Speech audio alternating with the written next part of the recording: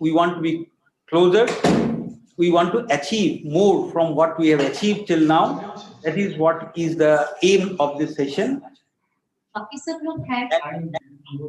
And we have with us today Inc. Fernando Amaral from the Board of Directors of Sodium.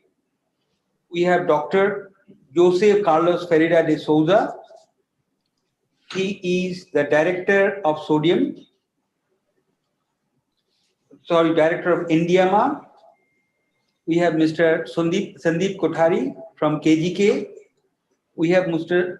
Kalpesh Bhagani from Kapu James.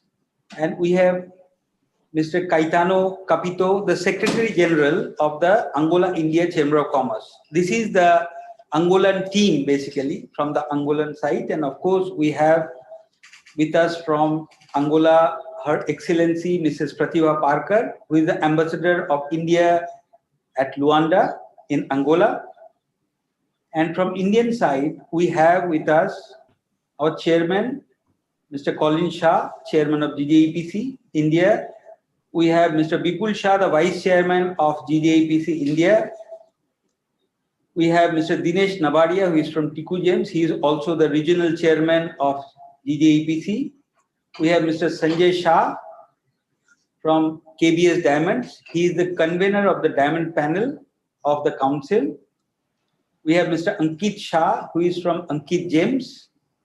He is in our Diamond Panel. We have Mr. Mansukh Kothari, who is the convener of the Event Subcommittee of the Council, and he is also from Vasupati Jewellers. And we have also with us today Mr. Russell Mehta from Rosy Blue. He is also in our Board of Directors. This is the Indian side, and we have with us Mr. Srikar Reddy, IAS, the Joint Secretary of the Ministry of Commerce, and he is in charge of the Africa division in the Ministry of Commerce. So with this team, we start today with a small film about this session of India Global Connect, what it is, how it is. Please.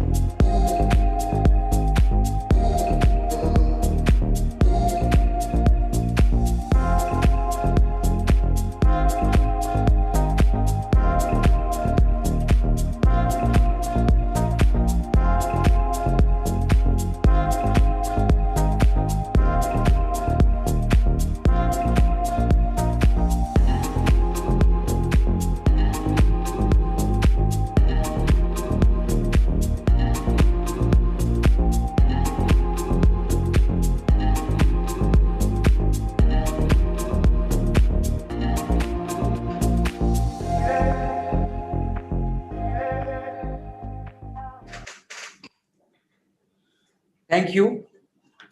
That was a backgrounder of this India Global Connect Angola. We move on to our session, the main session. I invite Her Excellency Mrs. Pratibha Parker, who is the Ambassador of India at Luanda, Angola, to talk on India-Angola bilateral trade and the welcome address. Madam. Mr. Colin Shah, Chairman of James and Jewelry Export Promotion Council. Mr. Fernando Amaral Sodium, Mr. Ferreira from Indiama, and Angola India Chamber of Commerce. Namaskar. I welcome you all here for the first event in the sector of James and Jewelry, which has been a joint effort of Embassy of India in Luanda, James and Jewelry Export Promotion Council, and India and Africa Chamber of Commerce. I would like to here stress that India and Angola relations have improved tremendously in recent past. We just had concluded our first Joint Commission meeting between India and Angola. The meeting was chaired by External Affairs Minister Dr. S. Shankar, and from Angolan side, His Excellency Tete Antonio in the month of September.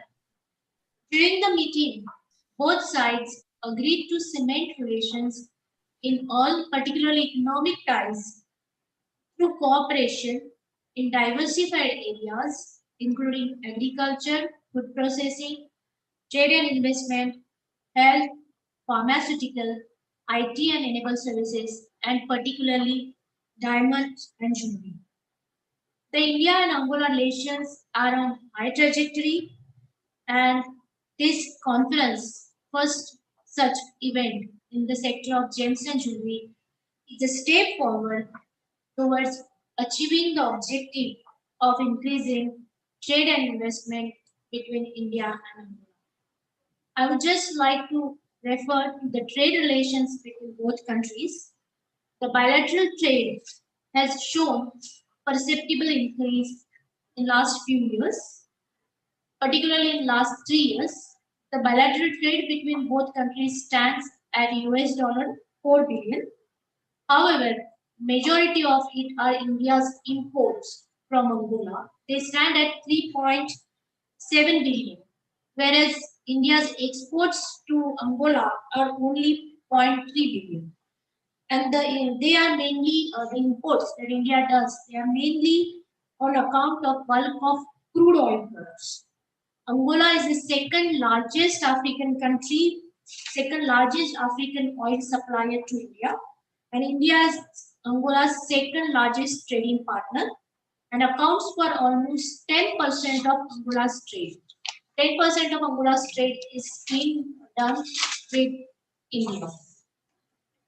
COVID-19 has impacted our economies in major way in last year or this year, and we need to convert this adversity into an opportunity by diversifying our economic trade or bilateral trade. And even Angola's side has realized the problems that they are facing because of over dependence on oil trade. So even during my meetings with the Angolan side, I realized that they are also keen on diversifying their trade, and their gems and jewelry and diamonds provides us a good opportunity to strengthen or diversify trade between India and Angola. I thank first of all both GJEPC and AICC to help us to organize this event. Coming to the diamond trade, Angola is the third largest producer of diamonds in Africa, and they have explored only 40% of their diamond-rich territory. So there are a lot of things that yet to be explored, and they are looking forward to foreign direct investment in this sector. And Indian companies can fill this gap, can help Angola to utilize to help Angola to capitalize on its potential so that their trade really becomes successful. India has an SEZ where domestic Indian politicians can view diamond parcels directly and then quote on tenders. This could be win-win situation for both India and Angola, and Angola producers can access best prices without rough traders. With India as a leader in diamond polishing and its cutting edge technology in the mining sector, this provides complementarities for both India and Angola. And there could be a direct trade between India and Angola in also in the sector of diamond. There is another sector in which both countries can work together, and that is of artificial jewelry. Both India and Angola have rich cultural heritage, and that is reflected by skilled artisans and in their jewelry by producing unique jewelry designs. And most of the diamond trade between India and Angola takes place via Dubai. So during the joint commission meeting that was held between India and Angola, our foreign minister specifically proposed that the direct business links needs to be established between both countries. We have also requested Angola for relaxation of import duties on gems and jewelry, which the Angolan side is looking into. And Angola has also requested Indian businessmen to invest in polishing the diamonds in the industrial pole in Luanda. The request of Indian Diamond Chamber to Sodium, the National Diamond Company of Angola, is also considered. Is also under consideration.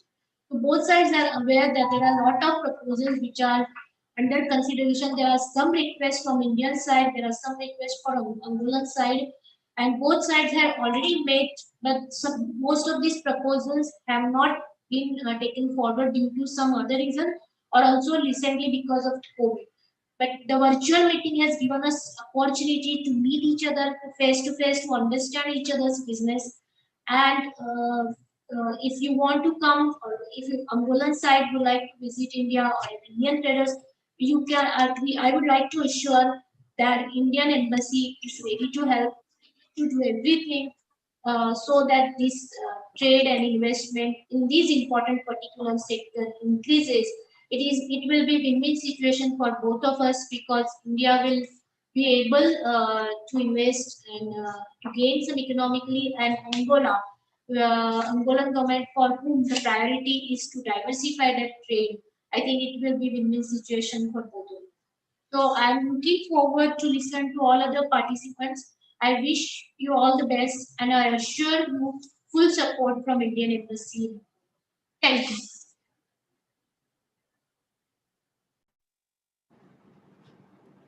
Thank you, madam.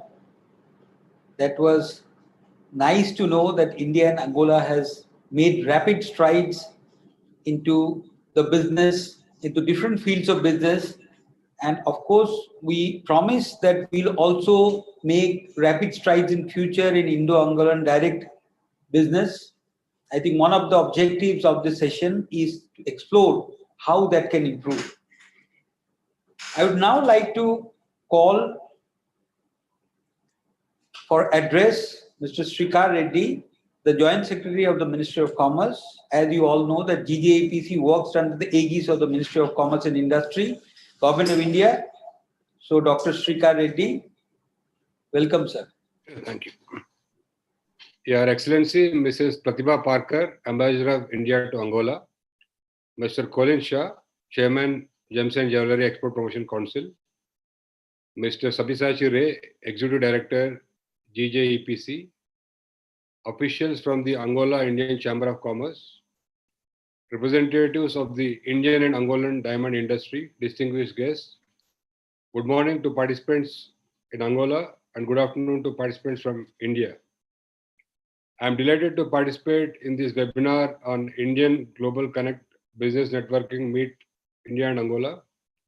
I would like to congratulate the GJEPC for organizing this virtual event with the support of the Indian Embassy in Angola. I also thank Mrs. Pratibha Parker, our ambassador in Angola, for her personal attention in organizing this event today. As you're aware, the world is facing an unprecedented crisis in the form of COVID-19 pandemic, which is not only posing a great risk for the health and well-being of the humanity, but is also disrupting global economy by disruption in the global supply chains and also fall in the global demand. However, recently we have seen green shoots across the world with easing of the lockdowns and also increase in the economic activity. The global trade increased in the third quarter of this year. The World Trade Organization has forecasted that the volume of world's merchandise trade in this year will only decrease by about 9% this year, which is much better than the earlier projection of a decline of 13 to 32%. And also the global trade is also expected to rise by 7% in 2021. And just recently, the Organization for Economic Cooperation and Development also forecasted that the world economy will contract by 4.2% this year, but it is likely to bounce back strongly next year with a growth of over 4.2% in 2021. I'm also glad to share that the Gems and Jewelry Export Promotion Council of India, which is a pioneer industry association, has taken various measures and commenced new initiatives to support the entire gems and jewelry sector of India. So today's event, India Global Connect Business Networking Meet, is one of the novel initiatives taken by this Export Promotion Councils which providing a virtual platform to the manufacturers and retailers and wholesalers of gems and jewelry products of India and other countries, and to explore the mutual beneficial relationship between our two businesses. And as Mr. Ray has explained, this is the fourth meeting which they are organizing after meetings with UK, Switzerland, and Colombia. As you're aware, coming to Africa, India and Africa are connected by ancient maritime links and common struggle against colonialism and apartheid. And this historical association over the years has blossomed into multifaceted partnership with emphasis on economic cooperation and human resource development. Our Prime Minister Modi has made Africa a top priority for Indian foreign and economic policy, and there has been a qualitative shift in our long-standing ties. And the government has also decided to open 18 new missions in Africa, out of which 9 are already operational, taking the total number of missions in Africa to 47. So the excellent relationship between India and Angola have already been explained by our ambassador. And as she has explained recently, our relationship have been further strengthened with exchanges at the highest level. And I also happened to participate in the Joint Commission meeting co-chaired by the foreign ministers of both countries. And as Her Excellency has mentioned, India is an important partner of Angola in the trade contest. India is the third largest trading partner of Angola with about 10% of the trade. Some of the products which are exported from India include cereals, pharmaceuticals, plastic and articles, iron and steel products, electrical machinery. From Angola, we mainly import rough diamonds and mineral fuels. In fact, Angola is the second largest supplier of crude oil to India in Africa after Nigeria. And as Her Excellency has mentioned, there's a lot of potential for cooperation in the gems and jewelry sector. I'll just give a brief information about the Indian gems and jewelry sector. The sector plays a very important role in the Indian economy, providing huge employment for over 4.3 million people. And the total exports were 36 billion, which is about 12% in the Indian global merchandise exports of 313 billion in the year 2019-20. And also, as shown in the video initially, Indian diamond industry has established itself as an international manufacturing hub, as 14 out of 15 diamonds are cut and polished in India. Furthermore, the country with 27% share in global exports of CPD of $77 billion is the leading exporter of polished diamonds in the world market. As already shown in the video, India has highly skilled workforce in this sector, and also the country basically imports rough diamonds from countries such as Belgium, Botswana, Russia, Israel, and also Angola. India is the world's largest buyer of rough diamonds, reflecting the capabilities of producing and supplying the polished diamonds across the world market. So as our ambassador mentioned, I think the Angolan diamonds are also sourced through other third countries such as UAE and Hong Kong. I think currently only 6 million worth of rough diamonds were exported from Angola last year. I think it will be a win-win opportunity if the Indian businesses can directly import the diamonds from Angola by having this good beneficial relationship between both businessmen. I think today's event, hopefully it will facilitate having such tie-ups whereby our Indian businessmen can have good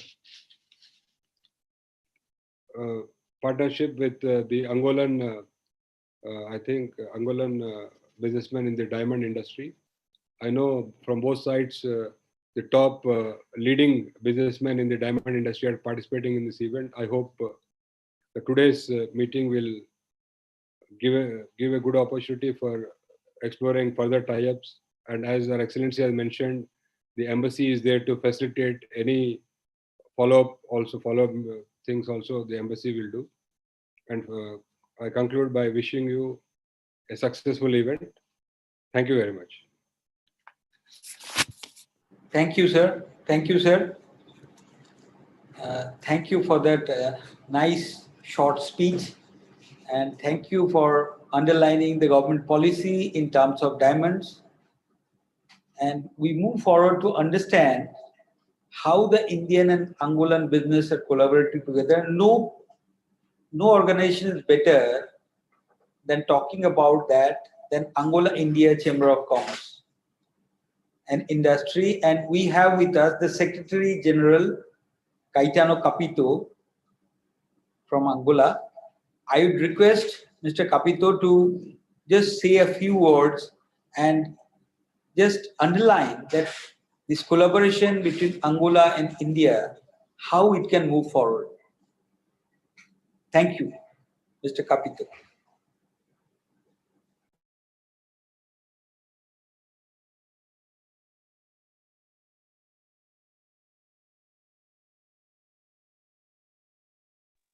You have to unmute yourself. Thank you. Thank you. Thank you. Thank you very much. Her Excellency Mrs. Patrika Parker, Ambassador of India to Angola. Dr. Srika Reddy, Joint Secretary, MOCI. Mr. Colin Shang, Joint Chairman. Dear panelists in Angola and India, all protocol observers, ladies and gentlemen, on behalf of the Angola-India Chamber of Commerce and Industry, and on behalf of Mr. Nazim Sharamia, the President of the Chamber, I'd like to express our appreciation on partnering for this event with the Embassy of India in Angola and the Gems and Jewelry Export Promotion Council in India. Our commitment and mission to create opportunities for Angola and India business to channelize, develop, and grow is being materialized through this conference. The diamond or the Angolan diamond sector potential is huge, yet unexploited. And India processing and commercialization expertise is vast and excelled, with potential to generate great impact for Angola economic development. I'd like to take this opportunity stressing that the diamond sector in Angola must play an important role in the economy, and India's experience in the sector can be substantially relevant, particularly by contributing to improve the specific legal procedures and policy to attract foreign investment in this sector, taking into account that India has already experienced and moved ahead many years on this. Also in diamond processing, commercialization, training, and other important areas which India has lots to share. We look forward to a success of this event, and we are available to provide our support and promote other similar initiatives. Our deepest thanks to all dignitaries and panelists for making this event and for sharing their input for the success of this conference. Thank you very much. Thank you, Mr. Capito, for giving us a small, background on how Indian and Angolan trade are doing. One of the lines, what I think we all require, you have told that energize the sector. Of course, the sector requires a lot of energy after the COVID, and I think the sector is gaining momentum from what we see in the world market. And to know more about that later, but first, now let us understand that why this India Global Connect session and what is the background on what the GJEPC is building up, but who is GJEPC and how is the Indian trade doing and how the world trade doing. I would invite our chairman, Mr. Colin Shah, to give a very short presentation. Mr. Colin Shah. Yeah. Thanks, Abhya. Her Excellency Pratibha ji, Shrikar ji, Jose, Fernando, Cayetano, welcome, and welcome to all our friends in India and in Africa today who joined us for this networking meet. So a little bit about Council. So you want to go to the next slide, Dina? We were set up 55 years back, and just to go back in history a little bit. So the Indian diamond industry, gems and jewelry industry as we know it, didn't really exist in an organized manner 50 years back. Council has been extremely instrumental in not only bringing the entire global trade to India, but also has been extremely instrumental in becoming leaders globally in this industry. So we don't have a diamond mine, but we're the largest diamond manufacturers in the world. We don't have gold mining, but we are large processors of jewelry. We're not mining in emeralds, tanzanite, or morganite, but we're global leaders in those gemstones. So all in all, India has been, and the government especially, has been extremely instrumental in making progressive policies over the last 5 decades in making sure that we became industry leaders. And Council has had an extremely important, vital role to play in this, as they have been the bridge between the industry and the government. And not only the government, but also bankers, our missions globally with miners. So it's had a very important role when it comes to trade facilitation. Besides that, we play an extremely vital role, I guess, in organizing buyer-seller meets, exhibitions, these virtual buyer-seller meets, which has become now the way of the future. And I must say that amongst, say, most quasi-government initiatives like GJPC is, we're extremely digital and progressive. And that's one of the reasons why we've been able to reach out globally as aggressively as we have in the last 1 year in this COVID era. Besides that, we have common facility centers. And I'll speak a little bit about the special notified zones, but we have special notified zones too for auctioning of roughs.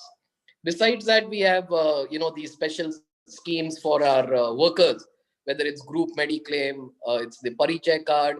So just to a little bit for our viewers over here, we cover medically nearly 600,000 lives, which in these COVID times has been incredible. Besides that, we have My KYC Bank, which is like a identity card for the companies that you do business with in our industry, which has become extremely important in this new world that we live in. We also are the nodal agency for the KP certification process. And besides that, we have 7 skilling centers and 3 certifying labs. So, the council all in all tries to, I guess, offer to its members everything that a member needs to be successful in this industry. Next slide, please. So if you see our incredible journey of diamonds, we've had diamonds in India since the 4th century. Yeah. Hello. Can everyone mute, please?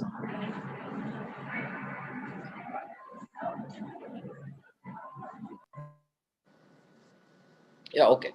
And some of the most famous diamonds in the world, such as the Kohinoor, the Orlov, the Great Mughal, Fancy Hope, I mean, these are just to name a few, were mined in India. So India used to be, I guess, a larger source for especially these large famous diamonds. And over the years, the mining has dried up. Now, besides that, if you look at our export basket, 52% is cut and polished diamonds. So we have a $36 billion export.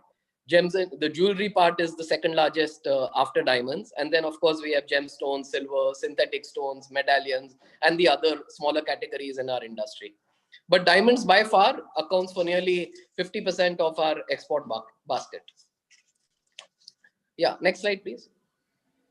So India exports 93% of the world's polished diamonds, which are worth $19 billion. So 14 out of 15 diamonds in the world are cut and polished in India. And we cut and polish 1 billion polished stones. So that's, that's like incredible. It's 1 billion stones every year, which India cuts and polishes.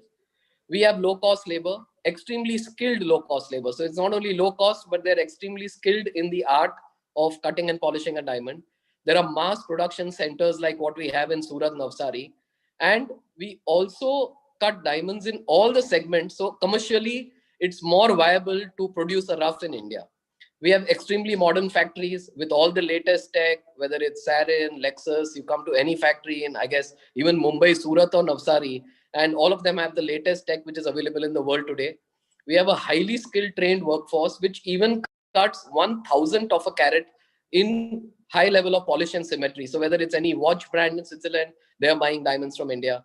So whether it's cutting and polishing, it's all the color clarities, all the shapes, and of course they're conflict free because of the stringent processes that we have in place in India. So India is all in all, I guess, the destination for cutting and polishing diamonds in the world. Next slide, please. Now we've set up these special notified zones, the India Diamond Trading Center, IDTC, and these zones. And actually, I would urge our guests from Angola today is that practically every miner today is bringing their roughs to the SNZs for viewing, and our manufacturers are able to view the rough diamonds there, and then the buying is happening through that. So we would really urge Angola also to use these SNZs, because y'all are one of the few companies who are not, to the best of my knowledge, using these SNZs.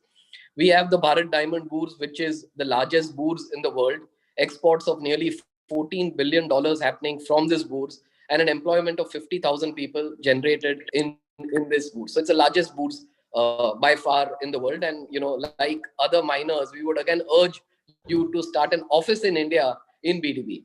We, of course, are the nodal agency for KP. And besides that, we would ask you all to even, we'll send you a link later on of My KYC Bank. So you'll be able to see what kind of KYC we do on our members. So we have state-of-the-art manufacturing facilities. We have the best common facility centers for diamonds, even in remote areas in Gujarat. We have special notified zones in Mumbai and Surat where you all can hold auctions. We have BDB and SDB, the Surat Diamond Bourse, which is quickly coming up, where you all can trade in your roughs. We have diamond detection centers. We have institutes for training and skill upgradation. And we have dedicated ports customs facility for the G&J sector. So rough diamonds generally are imported and cleared in a day. So I would strongly urge you all to use all these facilities that we built in India. Next slide, please. So I spoke about this briefly, but we would really again like to partner with our friends in Angola over here on what more we can do even for CSR for the workers who are cutting and polishing these diamonds. So we are of course doing charity dinners. We are supporting NGOs which affect our industry, and we are doing the medical health insurance also for most of our workers. Next slide, please. So if you see the global cut and polish diamond exports are $76 billion globally, all countries put together. India's share is 27%, and we are, of course, the world leaders. We are number one by far when it comes to trade in diamonds, not only trading, but obviously manufacturing too. Next slide, please. Now, our fellow panelists said this earlier, but India's exports to Angola is less than 1 million, and India's imports are also very low. And so this is something which we would really like to work on, to be honest, because I'm sure even you all know, considering we are leaders globally in diamonds, the rough diamonds which Angola mines, ultimately either through Dubai or Antwerp or through other ports, is eventually coming to India. So why not directly? Where even I would say Angola will be able to find some good partners for their roughs. Secondly, obviously, you will have consistency in sales all 12 months. And thirdly, it will benefit both countries in working closely together instead of coming via these other medias. Angola's share in the rough diamond import, so via Belgium 37%, UAE 36%, Botswana 5%, and South Africa 5%. So this is what we were at council deliberating, and one of the prime reasons why we held this virtual conference today is how is it and what is it that we can do on the Indian side so that Angola can do directly business with India. Next slide, please.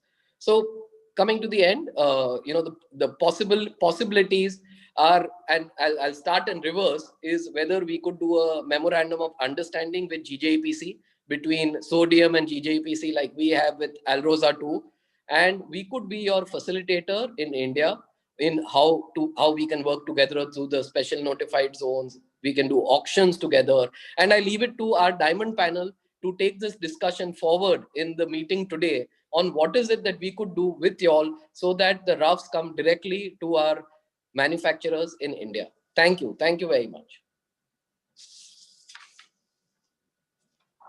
Over to you, Sabya. Thank you, Colin.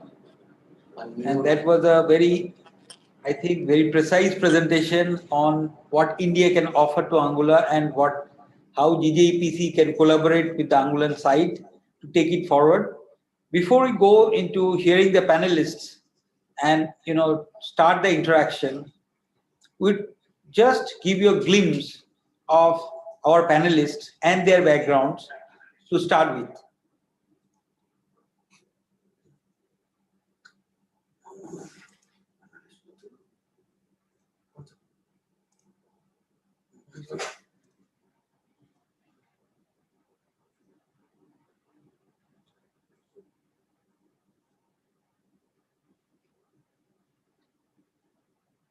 So we have already introduced that this is the Angolan panelist, and we have in the Angolan panel, we have already told that Fernando Amaran from Sodium, he is the member of the board of directors of Sodium. We have Jose Carlos Ferreira de Souza. He is having more than 35 years as evaluator and sorter of diamonds and director of Indiama, Diamond Trading of Indiama. And instead of Nadim Cheraniash, he is not there today. We have Mr. Kapitao. We have Mr. Sandeep Kothari from KGK and Mr. Kalpesh Bhagani. That has been already introduced. Next.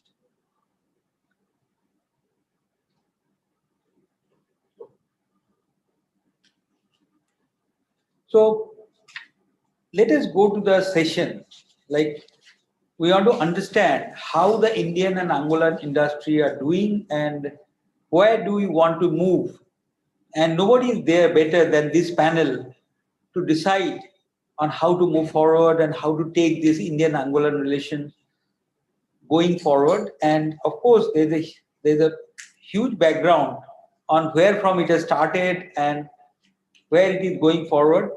So we have with us Indiama and we have with us Sodium. Indiama is the national diamond company who is having the mining rights in Angola, is the state-run company. We have Sodium, who is the national diamond trading company of Angola, who is looking after the entire diamond trading of Angola. And of course, Indiama is having the 7th largest mine in the world, Katoka, under their control. So from that direction, I would ask first my question, that in my first question will be directed to Mr. Jose Carlos Ferreira de Souza.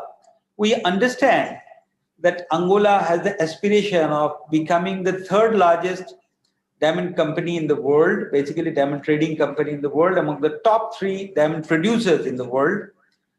And of course, the lookout, what the Angolan government is looking after is that how to diversify from being an oil economy to a diversified economy, and diamond can play a big role into that. So in that direction, in the aspiration of Angola to be the 3rd largest or top 3 diamond producers in the world, how do you feel that India and Indian diamond industry can help you achieve this goal? Mr. Jose Carlos Ferreira, the question is for you. If you may respond to the question. Thank you. Her Excellency Mrs. Patricia Parker, Ambassador of India. Her Excellency Mrs. Krisha Robb, the Joint Secretary of Commerce and Industry. Mrs. Kabel Sobreya, good morning. Ladies and gentlemen, good morning. Dear panelists, good morning. To address your question, I would like to start. I don't know if the sound is okay. Can you hear me loud and clear? Yes, absolutely clear. You can go ahead. Okay, thank you. Thank you. So first of all, I would like to start by saying that Angola and the Indian government have a long-lasting relationship, as the Mrs. Parker just said on his introduction. And and it has been cooperating through different segments and sectors of industry, right?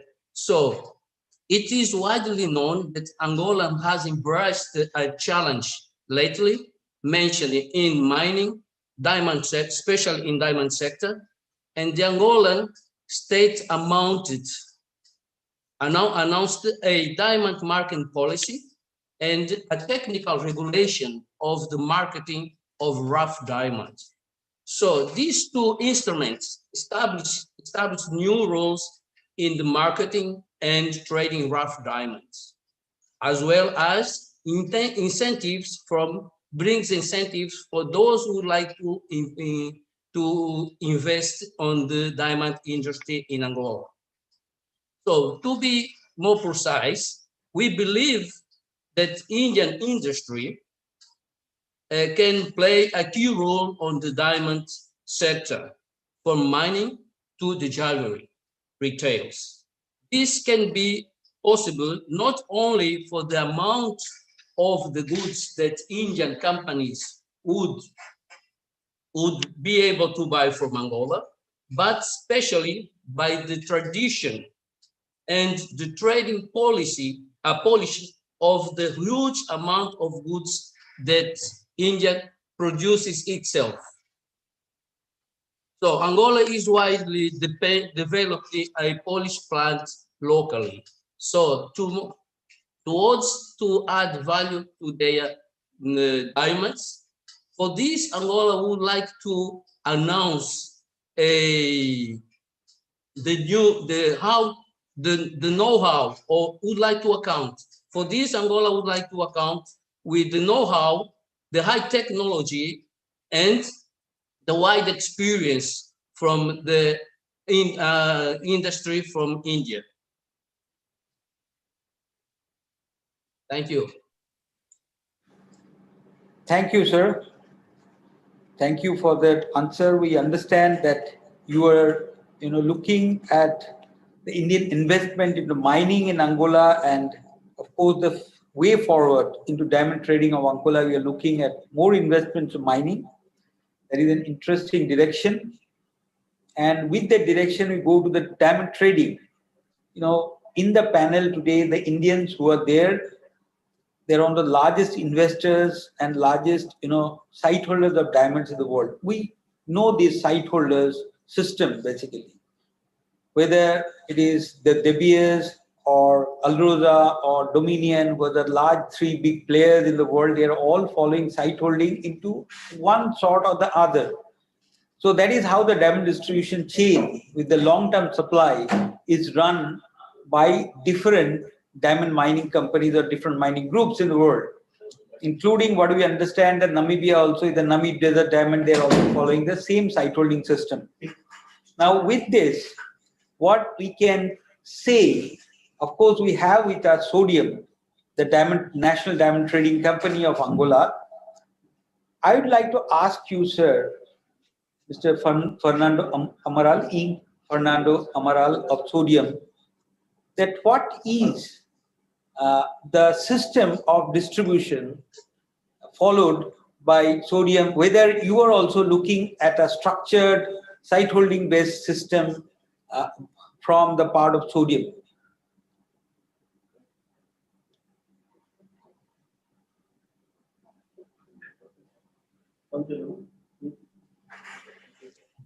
Thank you very much. I would like to, first of all, to thank for the invitation to be with you guys to share some ideas, some information, what we are doing, what is our strategy in the country in terms of developing the chain of the diamonds. As you might know, the diamond Angola industry have been an important source of the revenue for the Angolan state and also for the Angolan people. the government of Angola is constantly seeking to improve the legal framework of the diamond industry so that we can be more attractive for investor and Angola for investor. And Angola can benefit from exploration of the mineral sustainable manner. Saying that a new policy has been approved in 2018 so that we can have everything in place to attract more investors in the country. According to according to this new diamond policy, there are three modalities that we can put in place to sell the diamonds. So we sell at the moment the diamonds in sites, in tenders, and in spots. So the new policy already consider the sale in sites contracts no more than 2 years.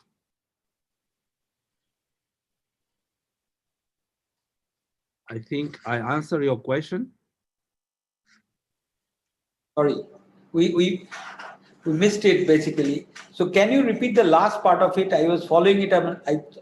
He thought said that according to new policy in trading diamonds in Angola, we sell the diamonds in sites. So we have we have companies that signed contracts in Angola for 2 years to buy diamond in sites.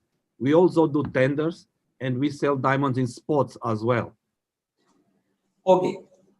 Thank you, sir. Thank you for clarifying that. And thank you, sir. Thank you for clarifying that. And we want to go to Sandeep basically. I think Sandeep, of course, that requires no introduction. KGK does not require any introduction, and one of the best diamond brands in the world. Sandeep, one of the questions you have also invested in Angola. So one of the questions what we want to understand is that we have come through with a recent article in news medium is that Angola may have a diamond exchange by the end of 2021. So a diamond exchange in Angola, in a mining country, an exchange that is a big news, big time news basically, because exchanges usually deal with the finished product, the cut and polished diamond. So can you just elaborate a bit more about this, Sandeep? Good day, everyone. I think if we've been there in Angola since over a year now, and the changes that we see on the ground are very encouraging. Under the leadership of the current president, Sodium has invested close to $80 million in creating a new diamond hub in Saurimo, which is in the northern part of the country. And over there, they are creating infrastructures which are world class and which are very inviting for various investors or manufacturers to come in and establish their operations over there. As from a hub point of view, we are seeing a few manufacturers who have started their works in terms of setting up factories over there. And probably by mid of the year, we'll have some soft opening happening on that hub. So they're creating a trading hub also, where there'll be auction houses or tender houses. They're creating an environment where there'll be, for manufacturers to establish their manufacturing facilities. A very important aspect is a training center over there, which they are creating. So that will, be able to feed into the workers or the employees or the skilled artisans that we need over there to manufacture. Customs will be there. So a lot of facilities. At the same time, what we also hear, I mean, it's not yet written or the policy has not yet been very clear to us, is that there will be tax incentives which will be offered to people manufacturing in the Saurimo hub. I mean, personally, we believe that Angola has huge potential. They're coming up with one of the largest mines, the new discoveries, which is Luash. So that will give out almost 7-8 million carats a year in the next few years when it is fully commissioned. So from being an Indian present in Angola, I would really encourage all our Indian friends to come to Angola, talk to the officials over there in Indiama and Sodium, see as to what is possible and what is beneficial for their businesses. And at the same time, as earlier Colin also pointed out, that Angola, most of the rough that Angola produces or mines reaches India directly, indirectly. I think it is critically important to see as to how we can establish a selling mechanism of Angolan rough in India, and so that all the manufacturers, whether they are small manufacturers or big manufacturers, they can all benefit from sourcing directly from the mining companies in Angola. So I think that's my take on it, on the whole situation over there. Thank you, Sandeep. It is a very interesting fact that Angola investing into creating a diamond hub, creating distribution hub, and creating manufacturing hub, training center. It's news basically, and I think the diamond world will of course gain. And it is also interesting to know that Indians after South Africa, Namibia, Russia, Botswana, and also are now investing in Angola in the diamond industry. And of course, I think a lot of players are there already who have invested in the countries already there in the panel itself. So it is very encouraging to hear these things, because I think this is how the diamond industry grows and the diamond industry goes forward. And on this note, I would also want, because as we see that a lot of Indians are also investing and starting investing in Angola, and of course the future is beckoning to have more investments. I would like to ask Ing Fernando Amaral of Sodium about how to take it forward. This collaboration, what is happening between the Indian and or this flourishing between the two industries. I think one of the thing DBS is already having an office in India. Dominion is already having a base in India. The recent one who have entered or created an office is Alrosa. So Okavango has already started, trading in the special notified zone in India, and we have a special notified zone now in Surat also for auctioning. So 2 venues, sites for auctions, with all this opportunity also in India for doing direct trading here. What are your future plans in terms of this? That means because it is very important that your presence is here to propagate this message that invest in Angola, and also taking this trading or what your new policies you are telling that which has come into 2018 to propagate among the industry, because ultimately India is consuming today more than 90% of the rough diamond. So in the end of the day, what are your plans for the future, sir? You are on mute, sir. Yeah, okay. I think Sandeep covered most of the information I would like to share with you. But anyway, I was saying that Angola is in the process of consolidating the reforms of its policy for the diamond sector. And while this process is underway, I do not see any perspective to taking shape in terms of taking rough diamonds to Indian and sell directly in India. We would like to do on a different way. Angola is building the Saurimo Diamond Hub, as Sandeep said, which aims to bring investors for different parts of the world to invest in the cutting and the pole industry in the country. So investors that are in the Diamond Hub will be acquiring rough diamonds locally. Besides, Angola is also working on the implementation of the diamond bourse, which will sell diamonds through tenders locally. We understand that India cut on the polish more than 90% of the diamond trade in the world. So I do believe 90% of the Angolan diamonds also go to the Indian market. And we want to invite in that way Indian companies to invest in the cutting and the polish business in Angola, as KGK is doing now. Is doing very, very, very well. And so saying that, you are participating in Angolan future. I saw the presentation, these huge numbers that India has at the moment. Yes, as I can say, the #1 of everything in the diamonds. So you are employing more than 60 million people in India. And in Angola, we are looking for, I cannot say half of this diamond to be implemented, but we would like to start the operation as well. Of course, it will be always room enough for all the business around for Indian people, for all over the world. If you are coming to Angola, you have to define what you want to do, because we have a lot of challenge in prospecting diamonds, exploration diamond, exploitation, trading, and jewelry. So the shame is open. You have to decide, rather come to Indiama to start mining before you have that skill for 55 years before. You used to mining diamonds in India, come to mining diamonds in Angola as well.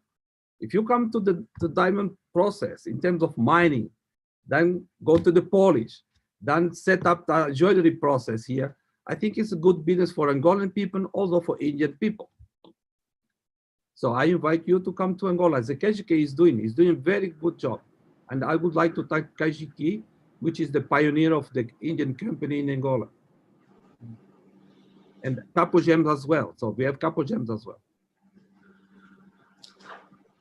Thank you, sir. And I would also invite all our Indian entrepreneurs to pay heed to our honorable, director from Sodium is stating, and I hope that in future they invest more into Angola. And we move forward with this message. Of course, the Indians have already started investing in Angola, and we move forward with this to our DAM panel convener, Mr. Sanjay Shah. Because one of the things what Indians, of course, one of the news what I can also say is that no diamonds or rough diamonds are coming as on date directly from Angola to India. India imports most of its diamonds from Belgium or Dubai, who are intermediate countries. So that is also a statistics.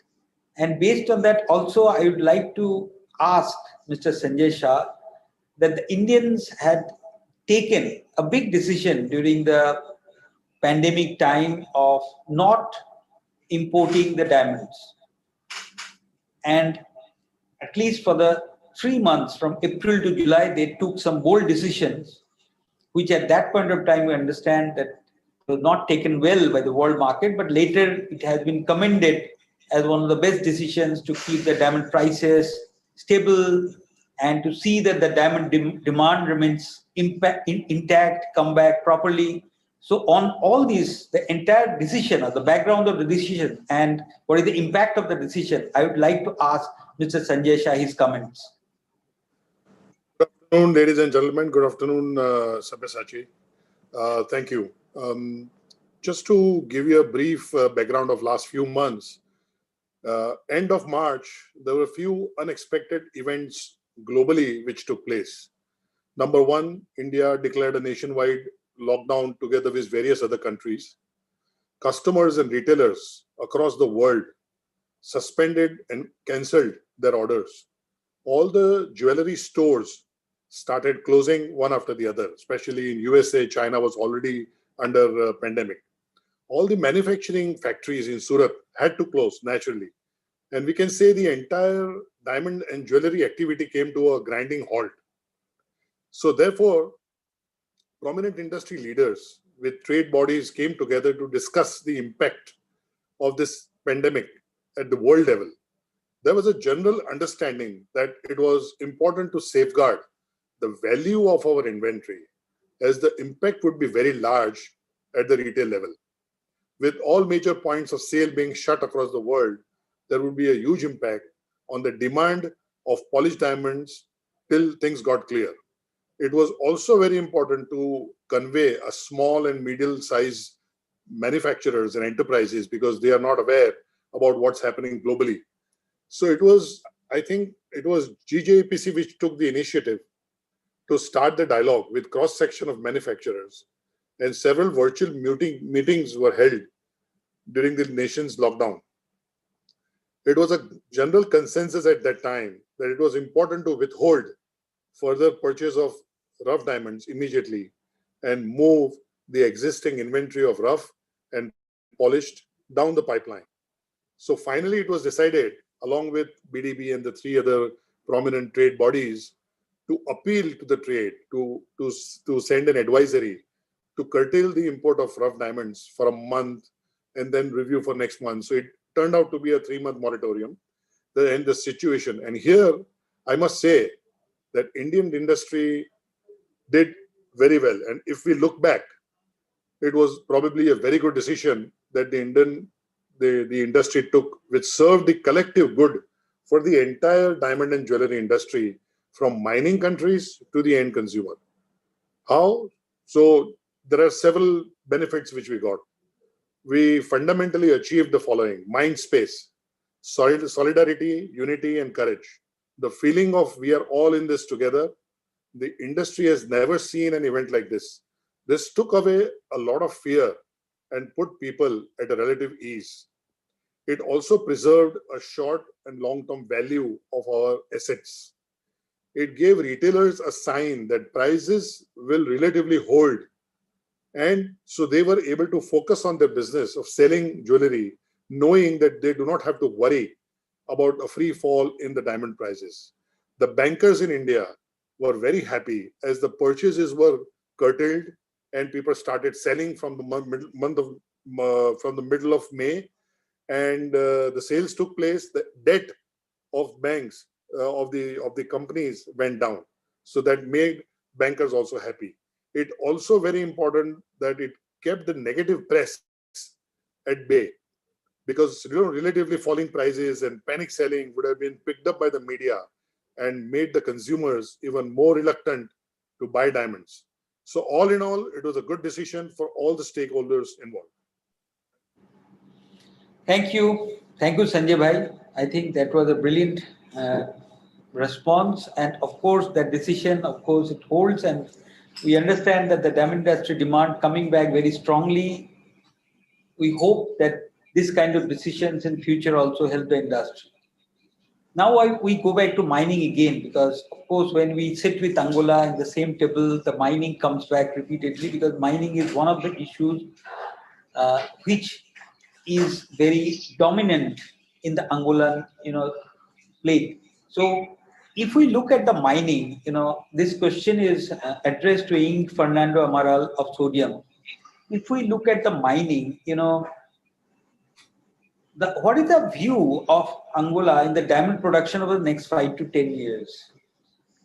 As Angola, of course, is having the largest reserves of rough diamonds globally, and you were looking at expanding this, as we heard, that Angola is now exploring only 40% of the reserves of diamonds.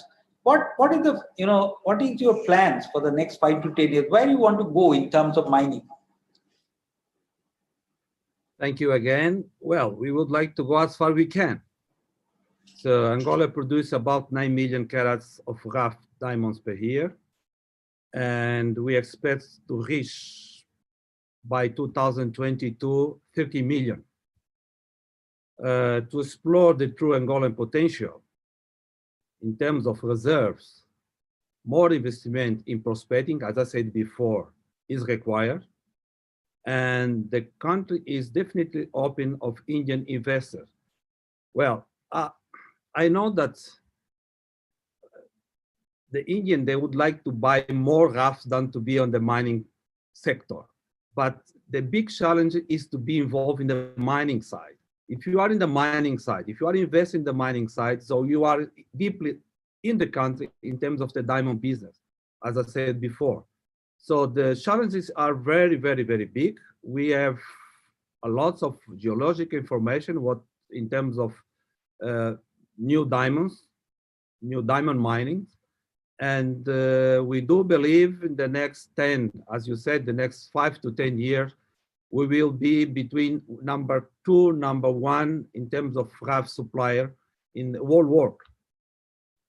So, but we would like not only to sell the roughs, we would like to process some roughs in our country to create more jobs, to be on the diamond business all over. Thank you. Thank you, sir.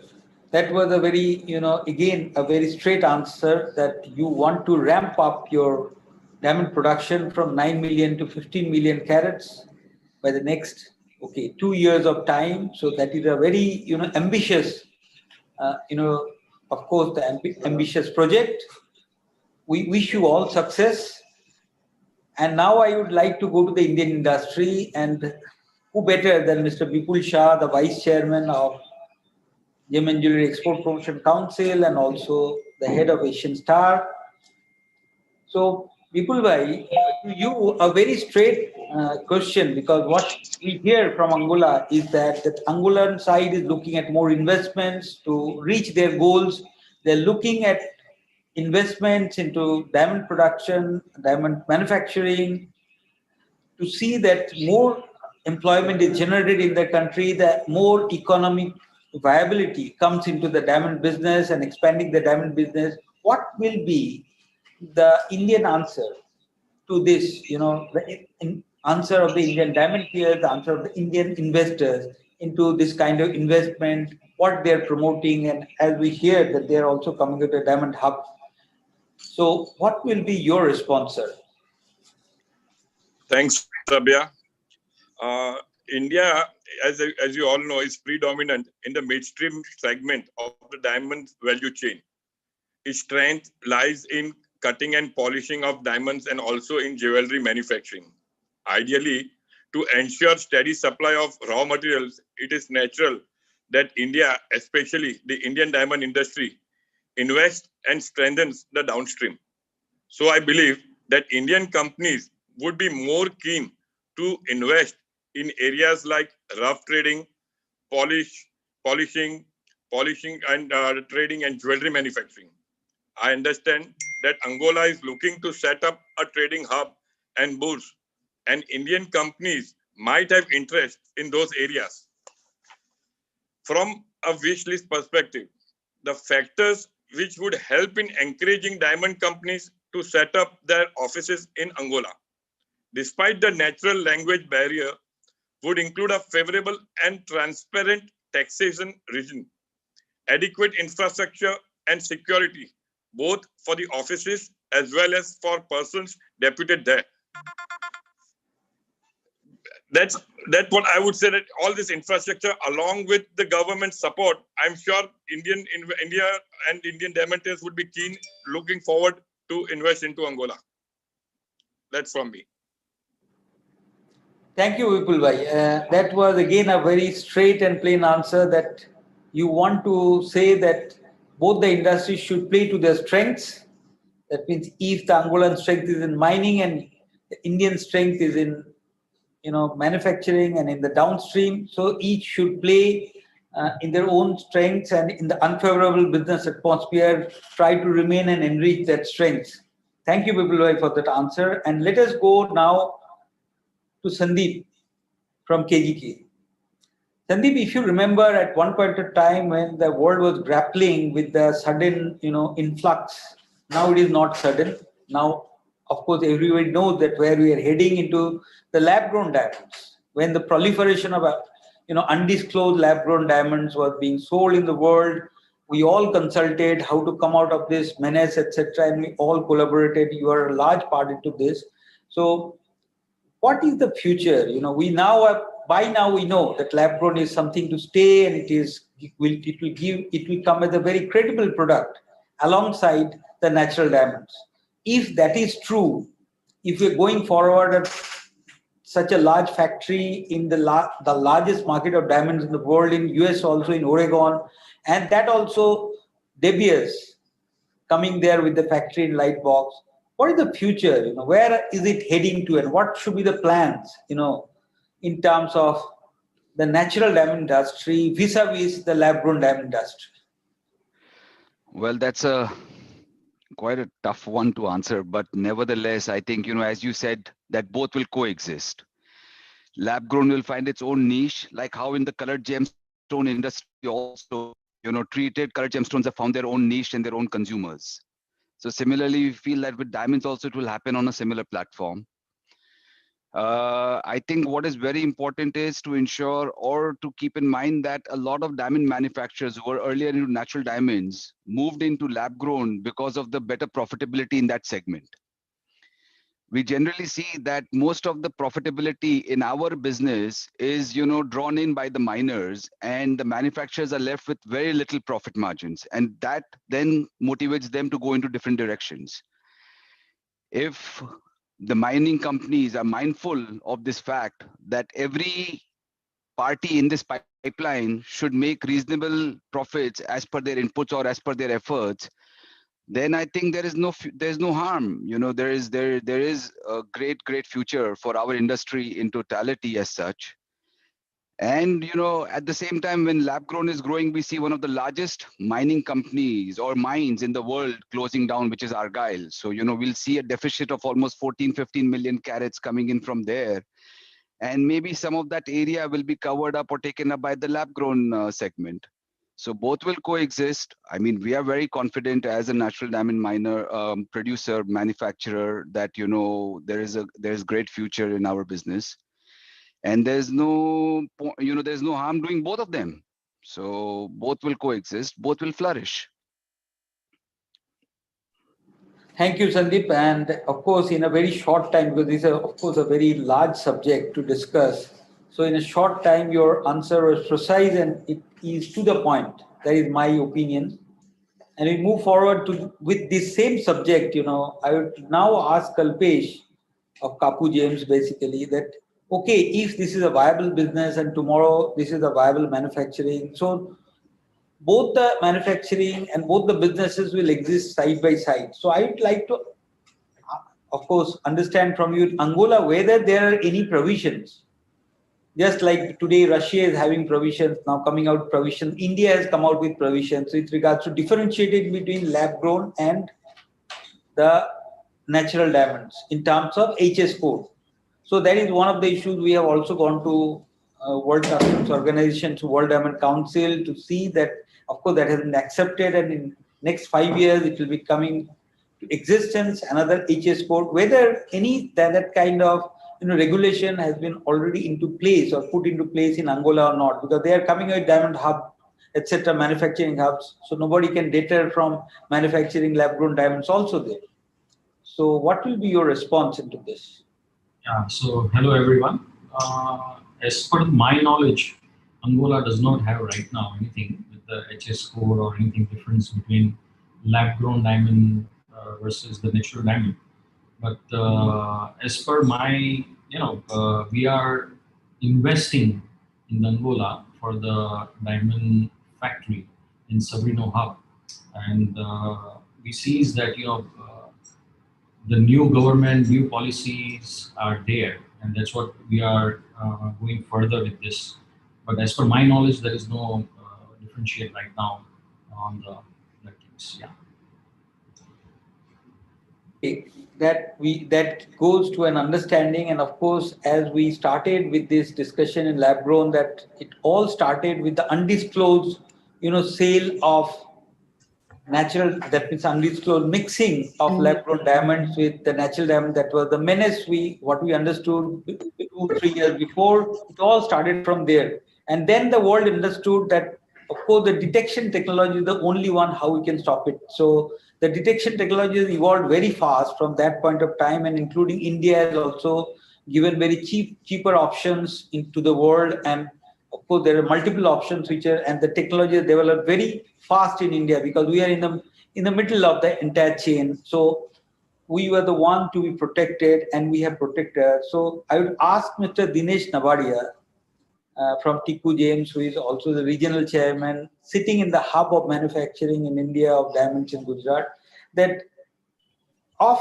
whether you have some recipe for the Angolan industry to have this kind of technology, that means between the lab grown and between the natural diamond detection technology, whether we have this kind of technology to offer to the world, especially the mining country in Angola, which is aspiring to be a manufacturing hub in later stage. Namaskar everyone. GJEPC keep organize seminars and workshop to raise awareness about the laboratory, grown diamond and the detection technology. GJEPC work to establish and promote detection facility which were most critical to stop mixing. For trade, it was required to have quick testing facility for identification of the synthetic diamond and stimulants. So GJPC partnered with the GII and IDI and set up the Diamond Detection Research Center, DDRC, in Mumbai and Surat. DDRC helped the trade to test and precisely and gain confidence to partially and not mixed to natural and lab-grown diamond. GJPC organized an event and namely Diamond Detection Expo and Simulacrum. This 2 days event including display of the latest dissection equipment and service from the across of the global. The primary objective was to give a platform to key stakeholders, provide laboratory grown diamonds, detection machines and equipments are exchange development of the more such devices. Through GJPC support, GIA developed an advanced detection instrument called Quick Check. The Quick Check machine take only few seconds to skin diamond and also detect loose diamond and studded in jewelry. GJPC has placed this machine at all. It is the different labs across the India and the common facility center up in Gujarat. It also offered to any gems and jewelry association to substitution costs. Looking at our vast experience in this area, we can partner with the Angola and organize seminar activities. Thank you. Thank you, Dinesh Bhai. Now I'll move to a very, very important topic in this entire discussion, which is promotion. The promotion of diamonds genetically or as a brand or anything. Now, one of the biggest proponents of promotion in the world today is Mr. Russell Mehta.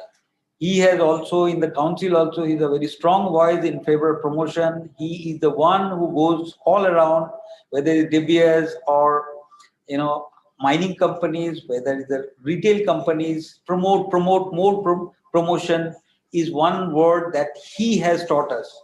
So I would like to ask Mr. Russell Mehta that why the diamond require promotion. That is one. And the second thing is that what the world can do, diamond world can do. And third thing is that what India has done into this. 1, 2, 3, these three questions mixed into one. So Russell bhai, to you I will go to have this answer, or if you can guide us.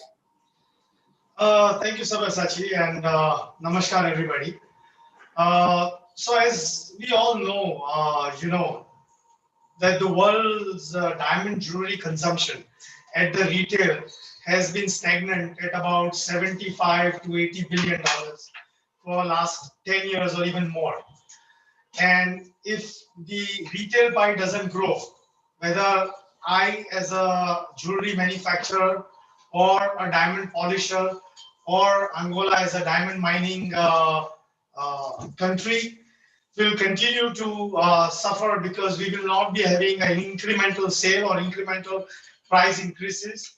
We all know that diamond mining or diamonds coming out of mine are finite, and we cannot increase our top line, the revenue, just by mining more and more.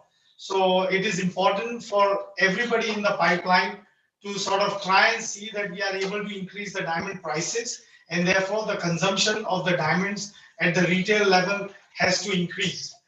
Now we all know that diamonds have been sort of brought to masses by De Beers by advertising diamonds are forever since 1940s and 50s, but that tailwind in the last few years have died down.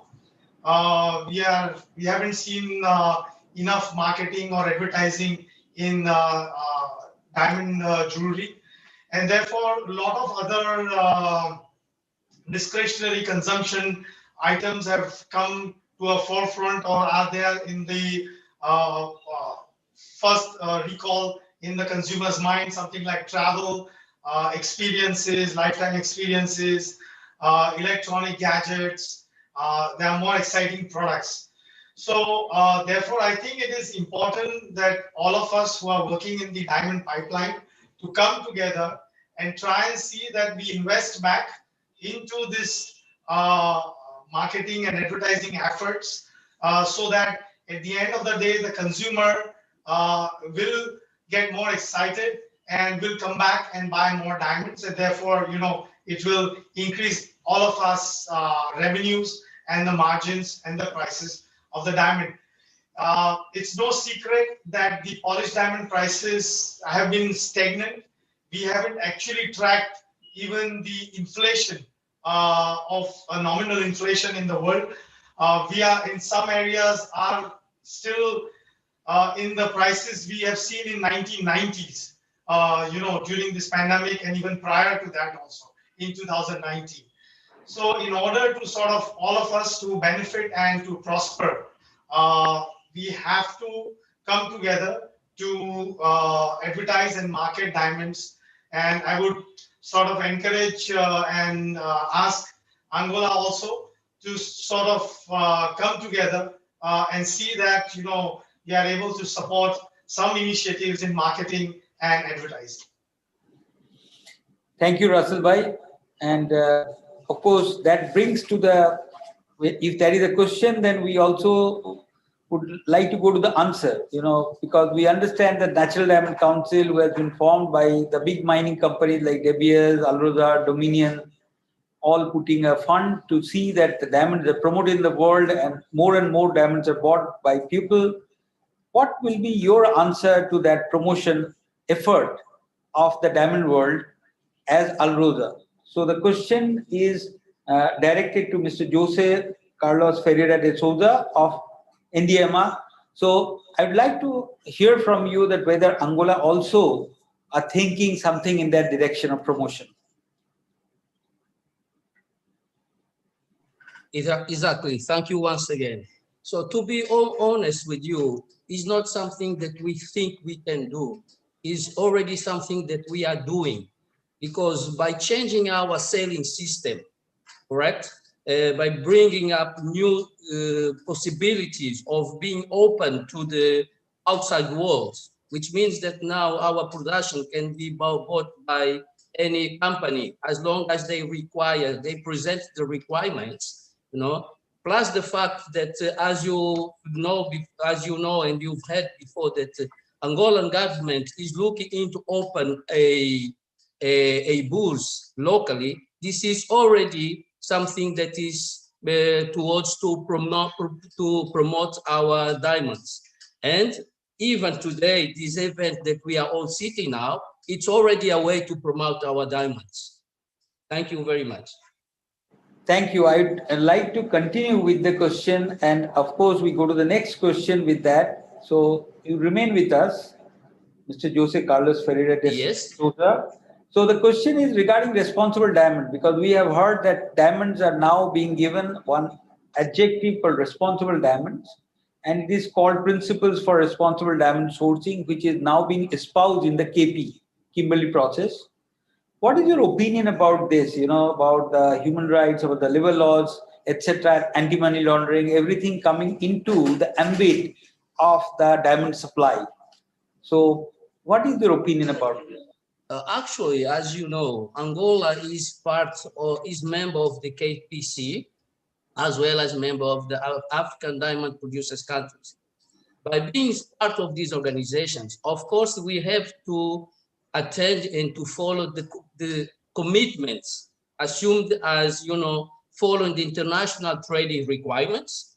We have to follow the compliance, whenever there is some company that would like to, make business with us, we have to do the due diligence. We have to follow the steps by KYC, know your clients, as well as the labor, etc. So all these together, line up the way that we can follow the Angolan legislation as well as the international demands.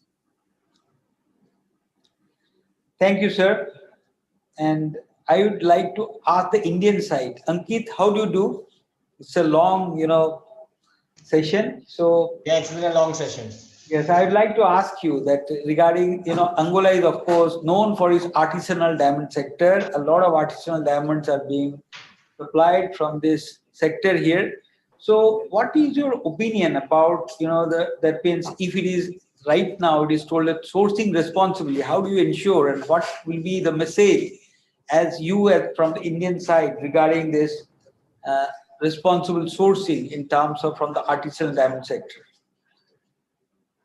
So in today's world, greater transparency and system-based management has become very important.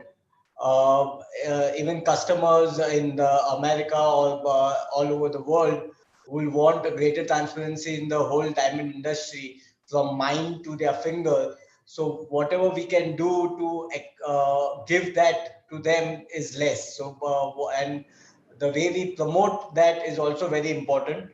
GJPC in the last, as Colin by in his presentation rightly showed, that GJPC has taken a lot of steps in setting up systems and schemes in India to formalize the gem and jewelry sector in India, like the KYC bank giving off all the KYC details under one platform.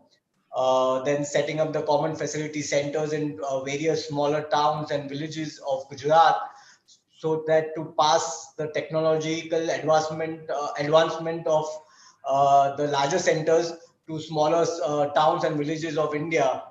Also setting up the mediclaim facilities for the whole workforce for the gem and jewelry sector. So all of such steps which Gem and Jewelry has taken up in India, I think we can help Angola to take up similar steps in Angola and to promote the Angolan diamond industry and enhance the reputation of the Angolan diamond industry in Angola. So I think this is the way we can increase the system-based management for the greater transparency of rough sourcing. Thank you, Ankit. Of course, that is great to know that, of course, in terms of self-regulation, we have something which we can collaborate with Angola. And now we come to the beneficiation. We have already heard and we already know that KGK, both KGK and Kalpesh Bhai, your company, Kapu James, have invested in Angola in terms of doing local beneficiation, opening manufacturing there, diamond manufacturing there. One of the issues we'd like to understand, it means the Indian industry would like to understand from you how you have crossed the language barrier there. Because Angola is not known as an English-speaking country, and when you go down to the worker level, how have you crossed that barrier? That is for us it is a big barrier because we are an English-speaking country, at least other than our local regional languages. Thank you again. I think we Indians find way anywhere we go. So let's say we go to Botswana also, we go to Namibia also. Many people does not speak the English, but especially my experience in Angola, there are many people are only using Portuguese language. So we find a way of translator. We keep the translator with us, and they translate to us. But at the end, how you make the business is more important, and that's what we did. And new government policies are so flexible for us that it attracts to our company to invest in Angola and to go to the Sabri Mohab as a manufacturing. So what we share. I think your voice is breaking up. Voice is breaking. Yes. Now it's clear. Now it's clear. Yes. Yeah. So what I'm saying, I was saying that beneficiation benefits to the Namibia and for the Botswana, now it's goes to Angola. So we were the few new companies who are investing Angola. So now we are starting to building our factories and our experts. So India is basically sharing the experience of last 50 years to the Angola. And that experience does not have, it's a great value for the Angola. It creating more jobs, and we create more right people for the diamond industry, because as the fourth largest producer of the mining sector, Angola, India also expertise in the in the manufacturing. So I think this is a good combination. We believe it, and that's what we are here to invest. So definitely there is a few language barrier for the Portuguese language, but we find way. Even I also learned few words also. Now we are already 1 year. I'm traveling there also. So now the people are also very friendly over there. So that is not an issue. Yeah. No, thank you, Kalpesh Bhai. But where you stay, Goa is not that far, and a lot of people till now speak Portuguese. You can go to Goa to learn some Portuguese also. Just for that sake, okay. But it is good to know that you are also picking up Portuguese with the investment what you have done there. And also now we are coming to the end part of the session. I would like to ask Mr. Caetano Capito, with regards to the jewelry industry in Angola, what about the jewelry industry? Because we all know about the diamond industry. What about the jewelry demand there? What type of jewelry is manufactured there? Silver or imitation jewelry? How the demand is there? Whether the consumers at Angola are very price conscious?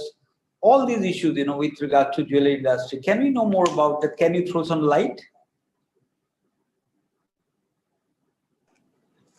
Thank you very much. Thank you for that. I mean, the jewelry business in Angola, or let's say demand in Angola, is, I mean, as normal, we Angolan, we like, let's say, using Austrian diamond jewelry, silver, and other type of valuables.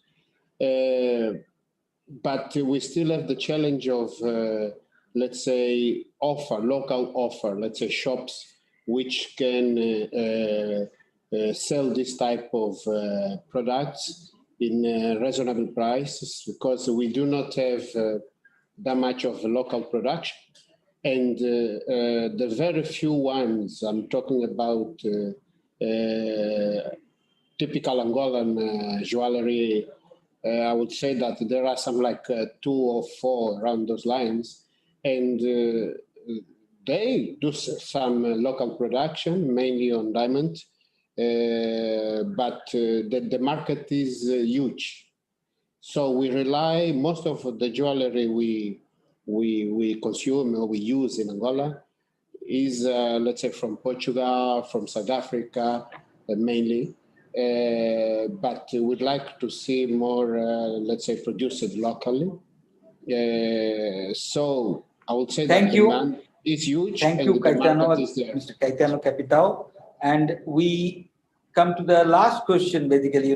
This is the digitization, with the age of digitization, because after COVID, we have come to understand the digitization we have.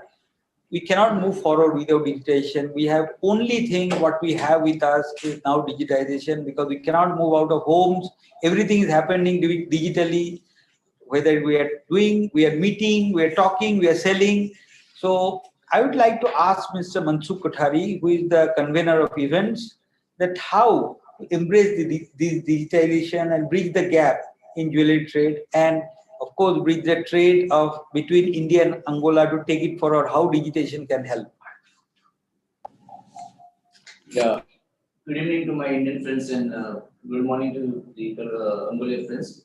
So Council is organizing virtual show during this pandemic, giving our buyers from across the world an opportunity to connect and transact business. In October, we have done the flagship show of Council, IIJS, which is the 4th largest show in the world, and it got a tremendous support from the international buyers too. We also do product-specific and country-specific buyers elements for all of our international buyers. Moreover, we are coming up with specific international gem and jewelry, so exclusive for our international buyers, which is in January 2021. I would also like to take this opportunity to get all my Angola friends present here to come for the IIJS show, which we do physically maybe next 6 months. And also would like to invite and see the manufacturing and setup of the diamond and cutting and polishing factory to see and gain first-hand experience. Thank you. Thank you, Mansukh Bhai. That is a short answer, but of course, again, that is a very wide subject. We may someday later we can talk more about that. So that brings us to the end of the session. It was a great session, and I would like to thank everybody. But before we move out, I would like to just give a brief synopsis of what we have learned. It has given a great insight into the Angolan aspirations, the Angolan strategy, and also the Indian oversight and the Indian strategy and the Indian outlook about how we move forward. Because as we all are sitting here, which we understand that Indian and Angolan diamond industry has intervened between the two. As we have seen that in the Angolan side also 2 Indians sitting, that itself is a proud moment. So how intervened we are, how connected we are, that proves that how connected. So one of the things what we have understood in distribution is that Angolan, industry, the diamond industry, or the Angolan government, Indiama or Sodium, they are connecting the investment with the distribution. And of course, they are aspiring to be a distribution superpower tomorrow or a hub tomorrow, and the manufacturing hub tomorrow. So that is the aspiration, and based on that, that is the future. What they have rolled out. They have already rolled out a distribution policy about the diamond, site holder, and other policies about the diamond distribution. What they have already informed. In the mining, they're inviting the Indians to invest there more. And what we understand from the Indian side is that they want to play to their strengths, and they are advising everybody to play to their strength in this very unfavorable and unforeseen atmosphere around the world. In lab grown, of course, people are cautious. However, it has come out very well from the diamond industry, both the diamond industry, that it is an industry to invest, and it is an industry which is coming to fore. And with the demand supply gap which is coming out into the diamond sector, it may bridge that demand supply gap in future. And then in promotion, of course, that is a much required aspect. As a category, diamonds are not, the prices are becoming stagnant. It is losing ground in terms of the pricing in comparison to other products. If we need to see that the pricing remains stable, pricing is stagnant, it moves forward. Promotion is the key, and people require to invest into promotion. That is what we have found out, and everybody is open to that idea of promoting more. And responsible diamond, of course, responsible diamond, the responsibility of Angolans has been underlined, and beneficiation is the word, and the language or any other factors cannot come in the way of beneficiation. That is what we have got today from this session. And of course, we hope to have much more sessions in future. I'd like to thank today Her Excellency, the Ambassador of India in Luanda, Mrs. Parker.